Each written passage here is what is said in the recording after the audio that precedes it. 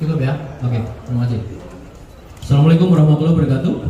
Waalaikumsalam. Selamat sore, salam sejahtera bagi kita sekalian. Shalom, Om Swastiastu, Namo Buddhaya, salam kebajikan. Rekan-rekan, pada hari ini, tepatnya Jumat, tanggal 17 Februari 2023, Polda Metro Jaya akan melakukan conference terkait dengan kejadian yang menjadi perhatian kita bersama. Jadi pengungkapan kasus tindak pidana adanya pembunuhan, pencurian dengan kekerasan, dan juga penculikan terhadap anak-anak di bawah umur. Nanti akan disampaikan oleh Direktur, di mana ini adalah merupakan gabungan tim antara Polda Metro Jaya pada Unit 2 Subdit Jatanras, Ditreskrimum Polda Metro Jaya dan Polres Bekasi. Mendasari pada laporan terdahulu, yaitu adanya peristiwa yang dilaporkan pada tanggal 16 Februari 2023 dengan pelapor atas nama Febri Noviana, suami korban. Kira-kira itu yang bisa saya sampaikan. Selanjutnya akan dijelaskan oleh Pak Direktur bagaimana kronologis dan kemudian dalam proses penyidikan ini. Silakan pada Pak Direktur. Assalamualaikum warahmatullahi wabarakatuh. Salam sejahtera buat kita semua. Rekan-rekan sekalian, pada kesempatan sore hari ini kami akan melaksanakan rilis ataupun penjelasan awal tentang adanya tindak pidana pembunuhan berencana, kemudian juga pencurian dengan kekerasan karena ada barang-barang korban yang diambil di sini dan serta penculikan. Bahwa kasus ini terjadi pada hari Kamis tanggal 16 Februari 2023 sekitar pukul 08.30 pagi, bahwa pembunuhan ini menurut keterangan tersangka telah direncanakan selama 3 hari. Kemudian pada hari itu korban masuk ke dalam rukonya untuk berjualan, dan pada saat masuk ke dapur langsung diadakan pemukulan menggunakan tabung gas pada korban di arah kepala berkali-kali. Kemudian karena berteriak, kemudian dibantu oleh tersangka yang lain, dan ini adalah anak di bawah umur usia 14 tahun. Ini membantu memegangi termasuk memukul.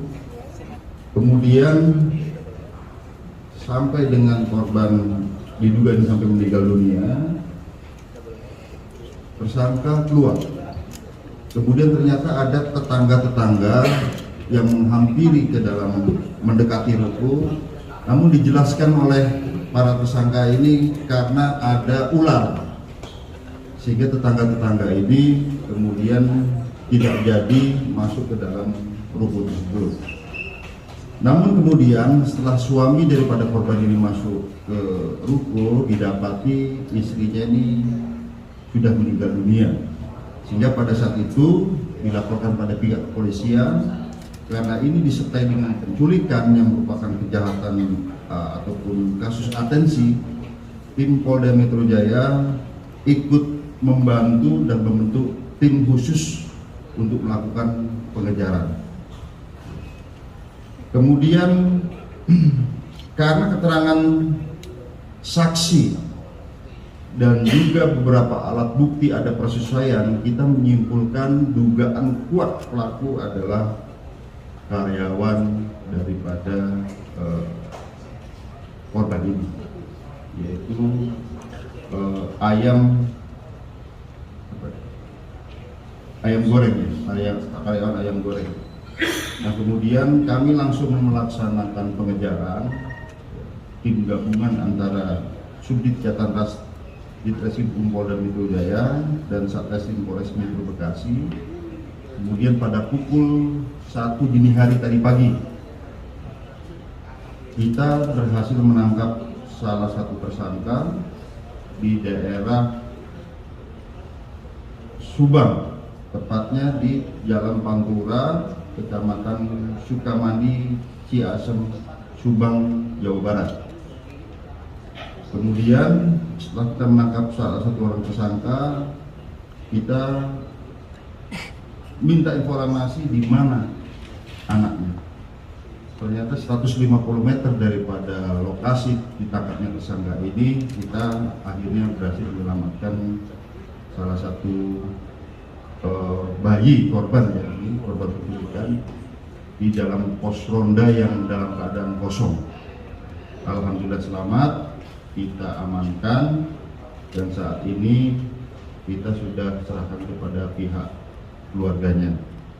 Kemudian rekan-rekan sekalian, kita adakan pemeriksaan secara intensif terhadap pelaku ini, sehingga pada siang tadi kami bisa memastikan bahwa pelaku hanya 2 orang. Karena sekali lagi rekan-rekan sekalian, kita berdasarkan saintifik, kita tidak percaya terhadap pengakuan tersangka saja, tapi harus kita padukan dengan alat bukti yang lain. Di sini kita simpulkan hanya 2 orang tersangka, yaitu tersangka HK dan MA.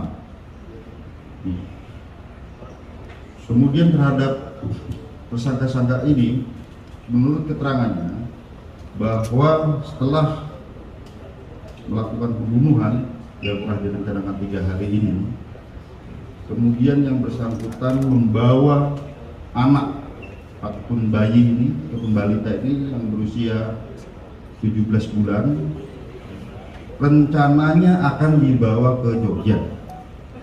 Namun kemudian menurut pengakuan tersangka, ya, kita belum selesai karena sifatnya berkesinambungan, karena tidak cukup ongkosnya, yang bersangkutan turun di Subang dan anak diletakkan di balita ini di pos ronda yang dalam keadaan kosong. Ya.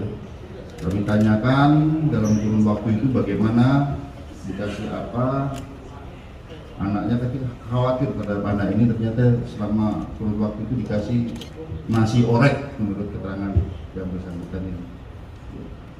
Dan kemudian pada saat diletakkan, karena tidak jadi dibawa ke Jogja, di bawah balita ini diletakkan KTP daripada korban, sehingga menurut dia biar bisa kembali lagi ke keluarganya.